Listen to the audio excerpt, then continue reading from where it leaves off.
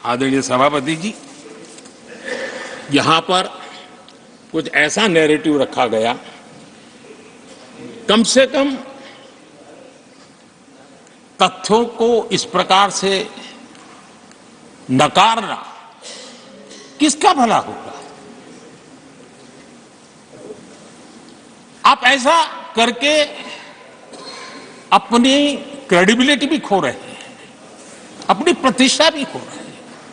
आदरणीय सभापति जी, यहां शिक्षा के भ्रामक आंकड़े रखे गए, गुमराह करने का कैसा प्रयास होता है। पिछले 10 वर्ष में SC ST स्टूडेंट्स के लिए जो स्कॉलरशिप दी जाती है, 10 साल में उसकी वृद्धि हुई है।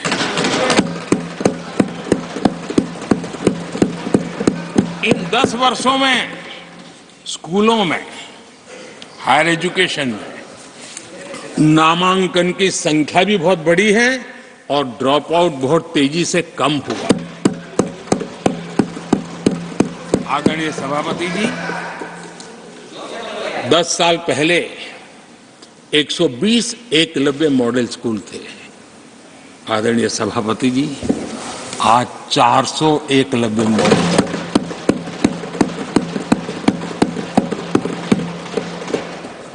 आप इन चीजों को क्यों नकारते हैं, क्यों ऐसा करते हैं, मुझे समझ नहीं आता। सभापति जी, पहले एक सेंट्रल ट्राइबल यूनिवर्सिटी थी, आज 2 सेंट्रल ट्राइबल यूनिवर्सिटीज हैं।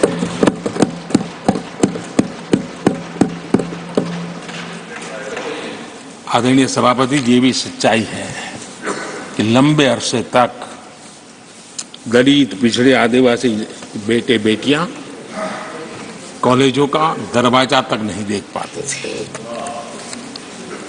मुझे याद है, मैं गुजरात में जब CM बना तो मेरे लिए चौंकाने वाला एनालिसिस मेरे सामने आया। गुजरात में उमरगांव से अंबाजीपुरा बेल्ट आदिवासी बहुल क्षेत्र है। हमारे दिग्विजय जी के एक दामाद भी उसी इलाके में है। उस पूरे इलाके में साइंस स्ट्रीम की एक भी स्कूल नहीं थी। मैं जब वहां गया, अब उस इलाके में मेरे आदिवासी बच्चों के लिए साइंस स्ट्रीम की स्कूल नहीं होगी तो इंजीनियरिंग, डॉक्टरी का तो सवाल ही कहां उठता है। ऐसी मिनिमम चीजें और यहां पर क्या भाषण दे रहे हैं जी। आदरणीय सभापति जी, और मैं बताना चाहता हूं, सदन को गर्व होगा, संतोष, आप उस सदन में बैठे हैं, वहां एक ऐसी सरकार आपके साथ बात कर रही है कि ऐसी सरकार नेतृत्व कर रही है जहां कितना बड़ा परिवर्तन आया। आप उस समाज का विश्वास बढ़ाइए, उनका हौसला बुलंद कीजिए, वो देश की मुख्य धारा में तेजी से आगे बढ़े, उसके लिए हम प्रयास करें, सामूहिक प्रयास करें। आप देखिए, आदिवासी और हमारे SC ST समाज के विद्यार्थियों का नामांकन, मैं कुछ आंकड़े रखना चाहता हूं। उच्च शिक्षा में SC विद्यार्थियों का नामांकन 44% बढ़ा है।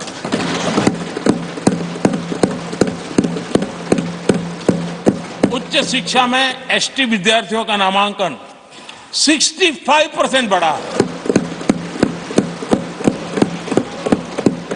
हायर एजुकेशन में OBC समाज के विद्यार्थियों का नामांकन में 45% बढ़ोतरी।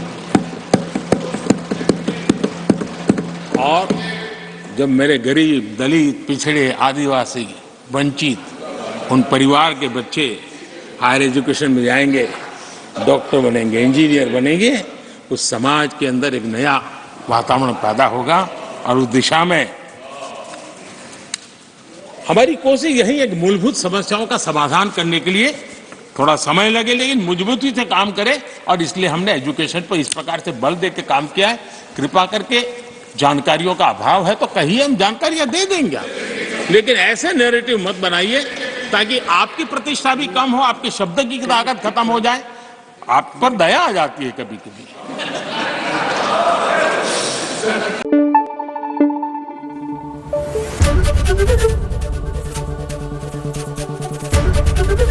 एबीपी न्यूज आपको रखे आगे।